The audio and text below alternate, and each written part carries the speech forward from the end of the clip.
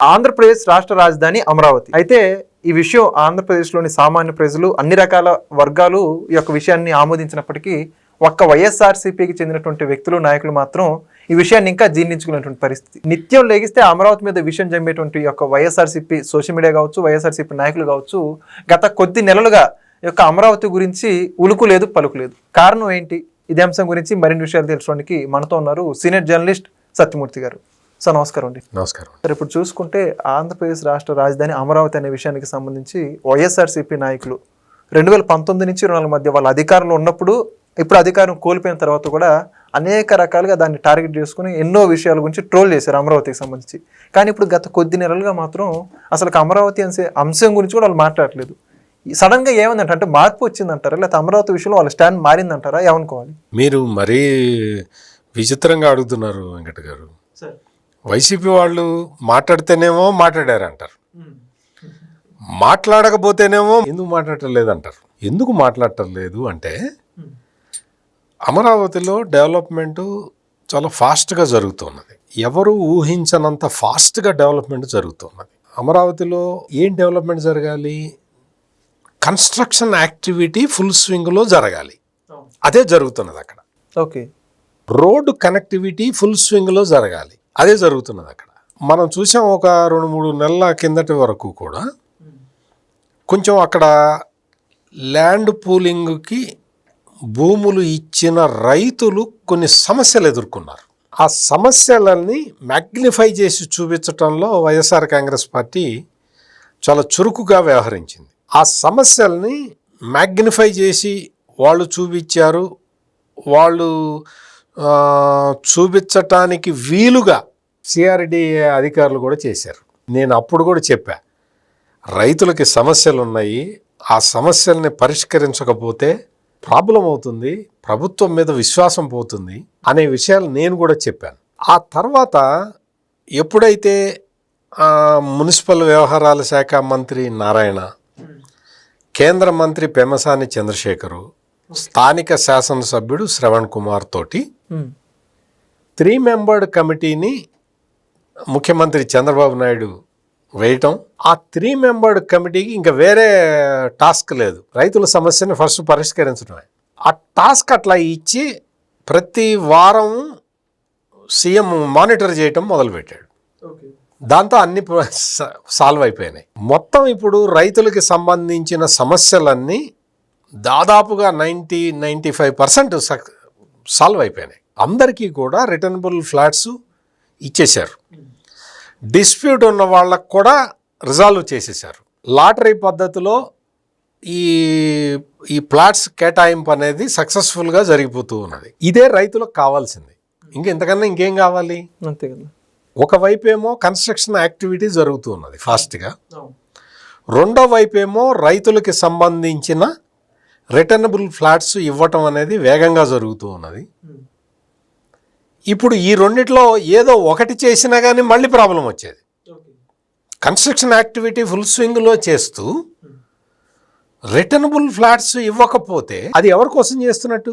రైతులు వాళ్ళు చాలా ఆగ్రహం వ్యక్తం చేసేవాళ్ళు. రైతులకి రిటర్నబుల్ ఫ్లాట్స్ ఇచ్చేసి ఆ యాక్టివిటీ మొదలు పెట్టకపోతే, కన్స్ట్రక్షన్ యాక్టివిటీ మొదలు పెట్టకపోతే వీళ్ళు ఆ ప్లాట్లు తీసుకొని ఏం చేసుకోవాలి? అందుకని బాగా ఆలోచించి ఈ 2 పనులని సైమల్టేనియస్గా తీసుకెళ్తూ ఉన్నారు. ఇది వ్యూహాత్మకంగా చంద్రబాబు నాయుడు సాధించిన ఘన విజయం. ఓకే. అమరావతిలో కన్స్ట్రక్షన్ యాక్టివిటీ జరగటమే కాకుండా నిన్న కాక మొన్న మనం చూసాం, భారత ప్రధాన న్యాయమూర్తి వచ్చేసి ఆ జడ్జీల క్వార్టర్స్ని ఇనాగ్రేట్ చేసేసాడు. ఆ జడ్జీల క్వార్టర్స్ని ఆ నిర్మించిన విధానం అదంతా చూసి ఆయన ఆశ్చర్యపోయాడు. ఇది నెంబర్ 1 ఇది అవుతుంది, మోడల్ అవుతుంది, అంటే ఇండియాలో ఎక్కడా కూడా ఇటువంటి ఇళ్ళు జడ్జీలకు ఇవ్వలేదు అని చెప్పి ఆయన కూడా ఆశ్చర్యపోయిన పరిస్థితి. అంటే ఆయన ఆశ్చర్యపోవటం ఇదంతా కూడా దేనికి ఇండికేషను అంటే, అమరావతిలో యాక్టివిటీ ఎంత సిస్టమేటిక్గా జరుగుతుంది అనటానికి indication. Chief justice of India వచ్చి ఇది అద్భుతంగా ఉంది అనటం అంటే మామూలు విషయం కాదది. అది కూడా జగన్మోహన్ రెడ్డి టైంలో, అంటే అది ఎప్పుడో 10 ఏళ్ల కిందటో 20 ఏళ్ల కిందటో కాదు కదా, కరెక్ట్గా 20 నెలల వరకు అడవిలాగా ఉండి సర్కారీ తుమ్మ చెట్లు పెరిగి ఉన్న ఆ ప్రాంతం ఈ రోజున ది బెస్ట్ ఇన్ఫ్రాస్ట్రక్చర్ ఉన్న ఒక ఏరియా అనే పేరు తెచ్చుకోవటం అనేది ఇట్ ఈస్ అ మిరకల్. అవును. ఆ రోజున జగన్మోహన్ రెడ్డి దిగిపోయే నాటికి ఈ జడ్జీల క్వార్టర్లు ఎట్లా ఉండేవో మీకు నాకు కూడా ప్రత్యక్షంగా తెలుసు. ఆ రోజున అసలు ఏమీ లేదు, సర్కారీ తుమ్మ చెట్లు, పాములు తేళ్ళు జర్రులు తిరిగే ఒక ఆవాసంలాగా మారిపోయి ఉన్న ఆ ప్రాంతాన్ని కరెక్ట్గా 18-19 నెలల్లో ఈ విధంగా ఎట్లా తీసుకొస్తారు? అసలు గుర్తుపట్టలేనంత విధంగా మార్పు. ఎట్లా ఆ మార్పు ఎలా వస్తుంది? ఆ మార్పు తీసుకురావటానికే ఒక స్ట్రాటజీ అవసరము. అంటే మామూలుగా వెంకట గారు మామూలు కొత్త ప్రాజెక్టు స్టార్ట్ చేయటం అనేది ఈజీ. ఇది ఓల్డ్ ప్రాజెక్టు.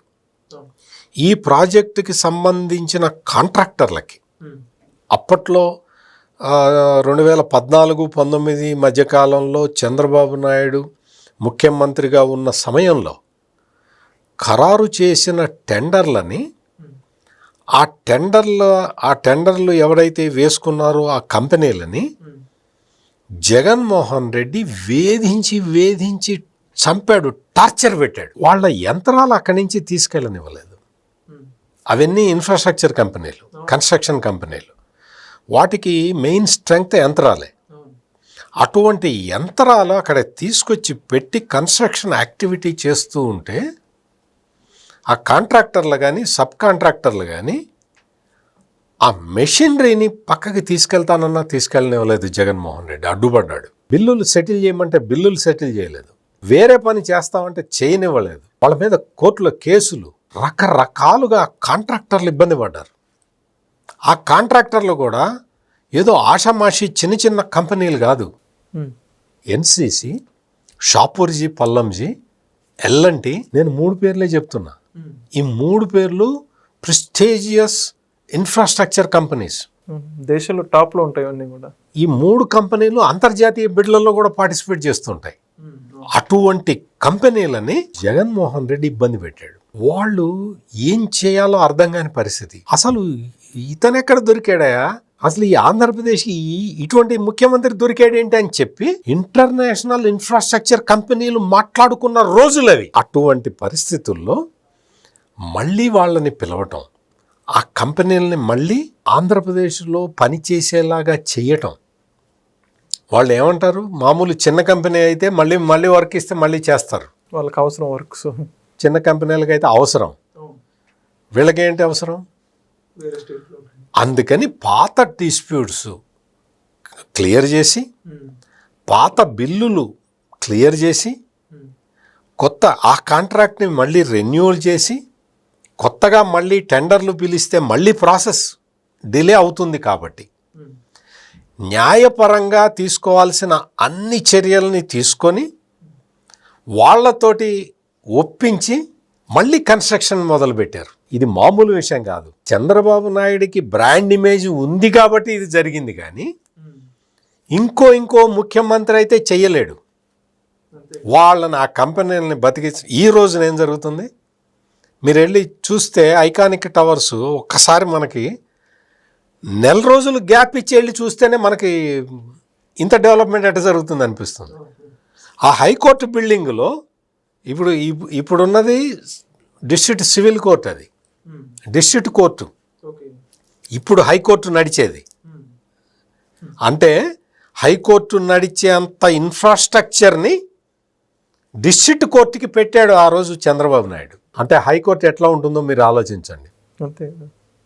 ఇప్పుడు హైకోర్టు బిల్డింగ్ని అక్కడ కడుతున్న తీరు, వాళ్ళు రాఫ్ట్ ఫౌండేషన్ వేయటం, అది ఒకే రోజు ఆ కాంక్రీట్ మొత్తం అంతా కూడా ఆ రాఫ్ట్ ఫౌండేషన్ కాంక్రీట్ వేసేసారు. మామూలు కన్స్ట్రక్షన్ మిరాకిల్స్ కాదు అక్కడ జరుగుతున్నది. ఆ స్థాయిలో అక్కడ జరుగుతూ ఉన్నాయి. మొత్తం అన్ని భవనాలు ఇన్ఫ్రాస్ట్రక్చర్ అంతా కూడా రెడీగా వేగంగా జరుగుతూ ఉన్నది. భవనాలు రెడీ అయ్యే లోపల రోడ్స్ రెడీ అవుతున్నాయి. రోడ్స్ రెడీగా తర్వాత చేద్దాం అనేది కాదు, సైమిల్టేనియస్గా జరుగుతున్నాయి. రోడ్డు పక్కన వయాడక్ట్లు ఉంటాయి. ఈ వయాడక్ట్లు సైమిల్టేనియస్గా జరుగుతూ ఉన్నాయి. అంటే వయాడక్ట్లు అన్ని మొత్తం కమ్యూనికేషన్స్, ఎలక్ట్రిసిటీ, మొత్తం వాటర్ పైప్ లైన్లు అన్నీ అండర్ గ్రౌండ్లో ఉంటాయి. పైకి ఏం కనపడవు, పైకి ఒక లైట్ కనపడుతుంటుంది అంతే. అటువంటి ఇన్ఫ్రాస్ట్రక్చర్, వరల్డ్ క్లాస్ ఇన్ఫ్రాస్ట్రక్చర్ని ఈ రోజున అమరావతి మన కళ్ళ ఎదుట కనపడుతూ ఉన్నది. వరల్డ్ క్లాస్ ఇన్ఫ్రాస్ట్రక్చర్ ఎట్లా ఉంటుందో మిగతా రాష్ట్రాల వాళ్ళు కూడా వచ్చి చూసుకోవచ్చు. ఓకే.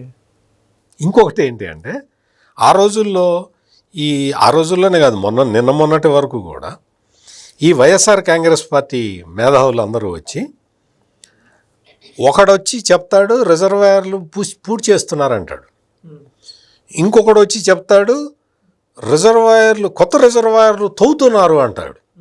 ఏది కరెక్టు? రిజర్వాయర్లు పూడుస్తున్నది కరెక్టా, తవ్వుతున్నది కరెక్టా? ఇంకొకడు అంటాడు చూడు అమరావతి మునిగిపోతుంది అందుకనే రిజర్వాయర్లు కడుతున్నారంటాడు. ఇంకొకడు వచ్చి అన్ని లిఫ్ట్లు ఎందుకండి, అంటే నీటిని ఎత్తిపోయటానికి అన్ని లిఫ్ట్లు ఎందుకు పెడుతున్నారు, ఇంత ఖర్చు అవసరమా అని ఇంకొకడు అంటాడు. చేపల విషయం వచ్చారు, పులస చేపలు అన్నారు. ఇప్పుడు పులస చేపలు వెళ్ళి చూసినప్పుడు అక్కడ మొత్తం నేను చెప్పిన కాంక్రీట్ రాఫ్ట్ ఫౌండేషన్ వేసింది అక్కడే. Okay okay. ఇప్పుడు జగన్మోహన్ రెడ్డి పులస చేపలు పెంచాడు కదా, ఇప్పుడు చేపలు లేవు. పెద్ద ఐకానిక్ టవర్స్ వస్తున్నది అక్కడ, 5 టవర్లు వస్తాయి అక్కడ. ఒక్కసారి ఐఎమ్ రిక్వెస్టింగ్ జగన్మోహన్ రెడ్డి, ఒక్కసారి జగన్మోహన్ రెడ్డి నువ్వు చేపలు పెంచిన ప్లేసు ఇప్పుడు ఎట్లా ఉందో ఆ కేతిరెడ్డి ఉన్నాడు కదా, ఆ కేతిరెడ్డి ఎమ్మెల్యే, మాజీ ఎమ్మెల్యే, ధర్మవరం మాజీ ఎమ్మెల్యే, నువ్వు మీ ఇద్దరు కలిసి వెళ్ళి అక్కడ చేపలు ఇంకా ఉన్నాయా, మనం పెంచిన చేపలు ఉన్నాయా అని ఒక్కసారి చూసిరాపండి. ఐఎమ్ రిక్వెస్టింగ్ యూ, ఒకసారి చూసిరాపండి. అక్కడికి లేవు, నువ్వు పెంచిన చేపలు లేవు. నువ్వు చిన్న చిన్న పిల్ల చేపలు పెంచితే అది పెద్ద తిమింగలం అంత అయింది, అది అయిపోయింది, ఆ చాప్టర్ అయిపోయింది. చేపలు పెంచేది, చేపల దుకాణాలు పెట్టడం అంతా అయిపోయింది. ఇప్పుడు వరల్డ్ క్లాస్ ఇన్ఫ్రాస్ట్రక్చర్ అక్కడ నడుస్తున్నది.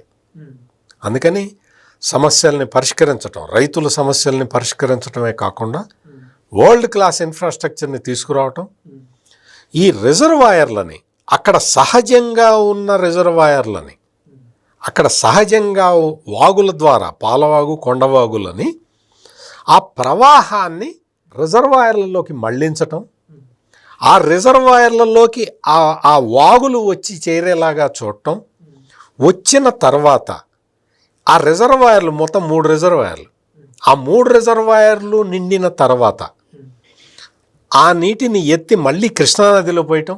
వాగులు పాలవాగు, కొండవాగు వచ్చి అట్లా వచ్చేసి కృష్ణానదిలో కలుస్తాయి.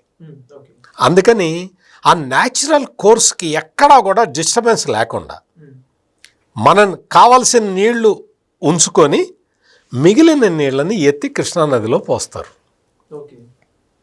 ఇటువంటి అరేంజ్మెంట్ ఎక్కడన్నా ఏ రాజధానిలో అయినా ఉంటుందా? డ్రింకింగ్ వాటర్కి ప్రాబ్లం లేకుండా, ఇంకొక రాబోయే 100 సంవత్సరాల వరకు ప్రాబ్లం లేకుండా చేస్తున్నారు. ఇంకోటి రివర్ ఫ్రంట్ గురించి చెప్పడం మొదలు పెడితే వైసీపీ వాళ్ళు తట్టుకోలేరు. రివర్ ఫ్రంట్ ఎట్లా ఉంటుంది అంటే ద గేట్ వే ఎట్లా ఉంటుంది, వాటర్ సైడ్ నుంచి అమరావతి రాజధాని ఎలా ఉంటుంది, ఫేస్ ఎలా ఉంటుంది అనేది చెబితే జగన్మోహన్ రెడ్డి కళ్ళు తిరుగుతాయి. సో మొత్తానికి చంద్రబాబు నాయుడు గారు వేగంగా చేస్తున్న అమరావతి అభివృద్ధి వైసీపీ వాళ్ళ మౌనానికి కారణం అని చాలా చక్కగా చెప్పేశారు మీ మాటల్లో. Thank you.